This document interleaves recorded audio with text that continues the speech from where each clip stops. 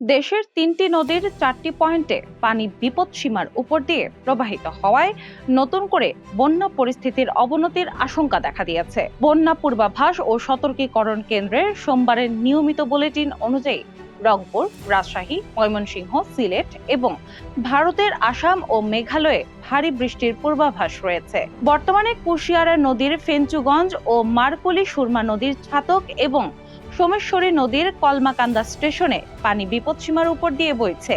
আগামী ২ দিন তিস্তা, ধরলা ও দুধকুমার নদীর পানি বৃদ্ধি পেয়ে লালমনিরহাট, নীলফামারী, রংপুর, গাইবান্ধা ও কুড়িগ্রামের নিম্নাঞ্চলে আকস্মিক বন্যা হতে পারে।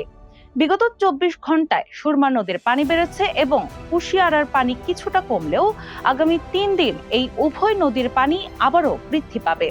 এর ফলে আগামী ২৪ থেকে ৪৮ ঘন্টার মধ্যে সিলেট ও সুনামগঞ্জের নিম্নাঞ্চলে চলমান বন্যা পরিস্থিতির আরও অবনতি ঘটার প্রবল সম্ভাবনা রয়েছে।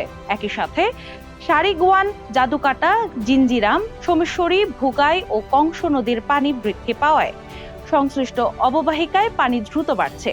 ফলে শেরপুর, ময়মনসিংহ, নেত্রকোনা, সিলেট ও সুনামগঞ্জের কিছু এলাকায় আগামী ২ দিনের মধ্যে নতুন করে স্বল্প মেয়াদী বন্যা সৃষ্টি হতে পারে। ব্রহ্মপুত্র, যমুনা ও গঙ্গা নদী পানির বৃদ্ধি অব্যাহত থাকলেও বর্তমানে দেশের অন্যতম প্রধান নদী পদ্মার পানি সম্পূর্ণ স্থিতিশীল অবস্থায় রয়েছে।